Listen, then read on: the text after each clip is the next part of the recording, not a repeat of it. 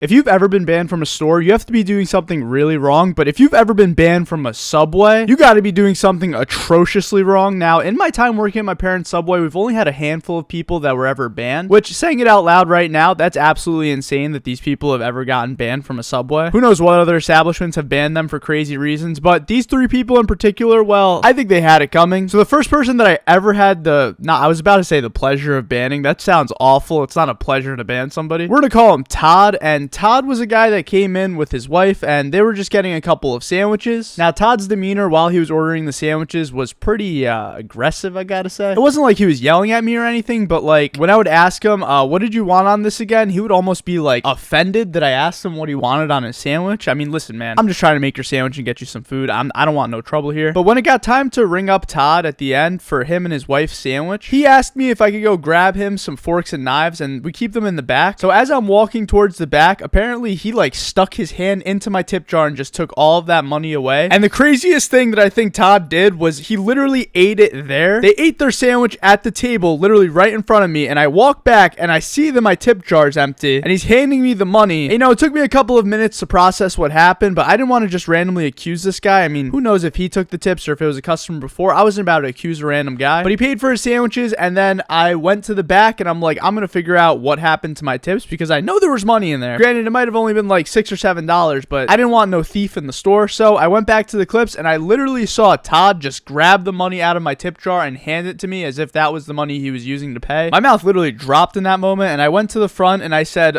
excuse me, sir, is there something that you want to tell me? I'm not even kidding. He like looks at me and just goes back to eating his sandwich, and I'm like, sir, you stole my tips. Like, you took money out of my tip jar. He's like, no, I didn't. So I walk back to the back. I record the camera that shows him clearly taking the money out. I walk back to the front and I show him the footage, and he's just not saying a word. And I said, listen, I'm gonna let you guys finish your meal. I don't know if you have to steal the money because you're on hard times or whatever, but you could just ask me for the meal. I'm not even kidding. This is exactly what I said to them. But I said, I'm gonna need both of your IDs so that I know that you're never gonna come back to the store. Honestly, I don't know why I asked for the IDs. It was such a stupid thing. Like, what am I gonna do with these people IDs? I'm not the cops. But I tell them they can never come back. I told his wife, you can come back. I mean, you did nothing wrong, but he can't come back. And ever since then, I never saw Todd or his wife ever again. And the next story is pretty similar, but this woman was on one. So it was the middle of my shift on some afternoon. I was at the old Subway, and a lady walked in, and all she wanted was some cookies. I call this the great cookie scam. The lady walks in, huge attitude, like gigantic attitude, and she's like, let me get 3 cookies. Like, right now, I gotta go. You gotta do this right now.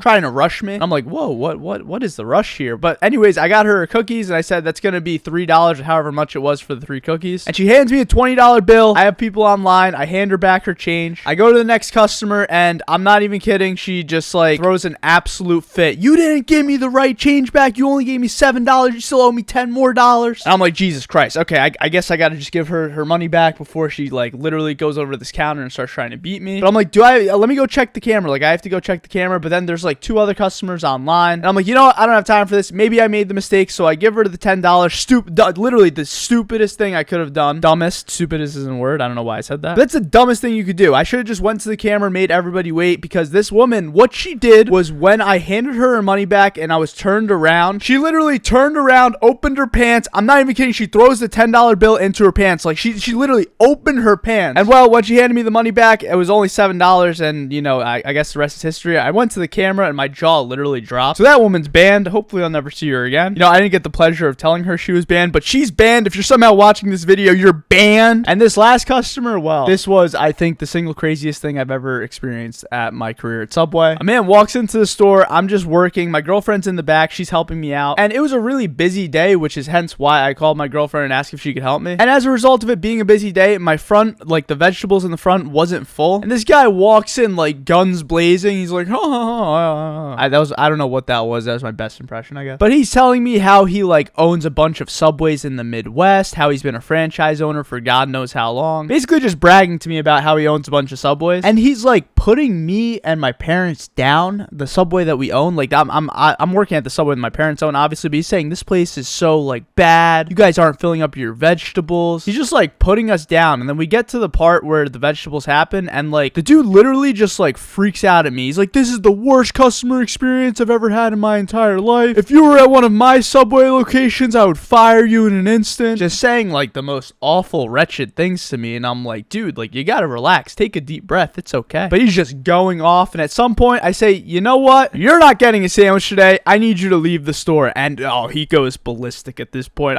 My girlfriend literally recorded this entire interaction. Sometimes I still look back at this video and just start hysterically laughing because the look on this guy's face, you would think I told him, like, Santa Claus isn't real, but he just starts going ballistic, like, coming at my throat. I don't want your stupid sandwich anyway. This is an awful Subway. You don't deserve to have this Subway. I'm like, all right, guy, let's relax. Let's just take a deep breath for a second and let's relax. But I say, sir, you gotta leave. Please never come back. And eventually he listens and he leaves the store, and that's that. So he was banned.